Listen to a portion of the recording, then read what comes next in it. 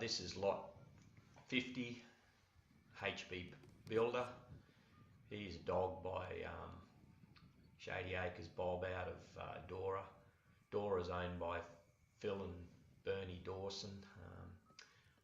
We've had pups out of 3 consecutive litters out of Dora by different dogs, and every single one of them's been a good dog. I believe this dog could be as good, if not better, than any of them that we've had. I like the way he moves. Probably didn't start as early as Nuts, another dog I've got in the sale, but Nuts was an exceptionally early starter, and you need to be careful he didn't get hurt. This dog here, I've seen him bite back and front.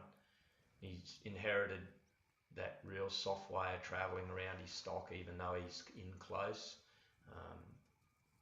Throughout this dog's training, you could widen him out later. I don't do that when they're young.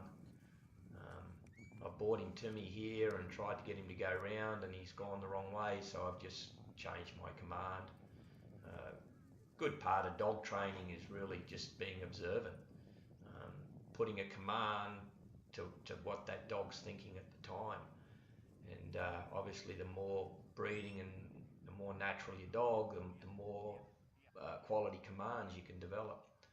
This dog's got a real nice way of travelling around his stock, and you can tell he wants to boss them a little bit, which is always the way I like a young cattle dog to start.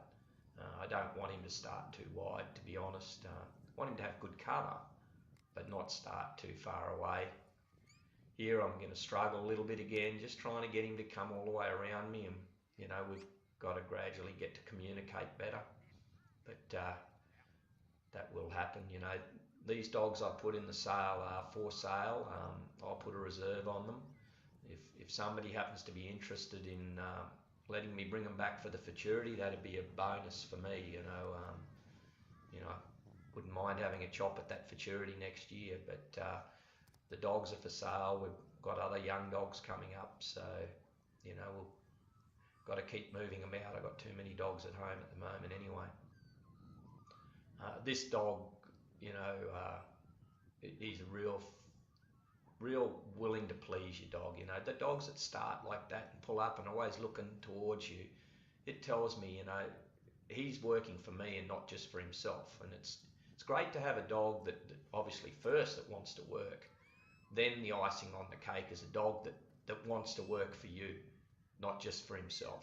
The dogs that want to work for themselves are always a little trickier to get them where you want them, and because they're doing their own thing, and they've still got a place, those dogs. But I believe that the best dogs, for me anyway, that suit me are the dogs that are there to please me. I use voice command on this dog, and also I'm developing my whistle. Voice, I believe they need both, especially if you're selling dogs to the public.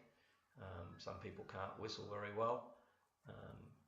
Whistling, obviously you look a bit cooler, and if you're putting on a display and you're whistling a dog, nobody, unless they study you hard, really understand what you're telling the dog, so you never look uncool. Whereas if you use voice command, it's quite plainly obvious if a dog doesn't do what you want.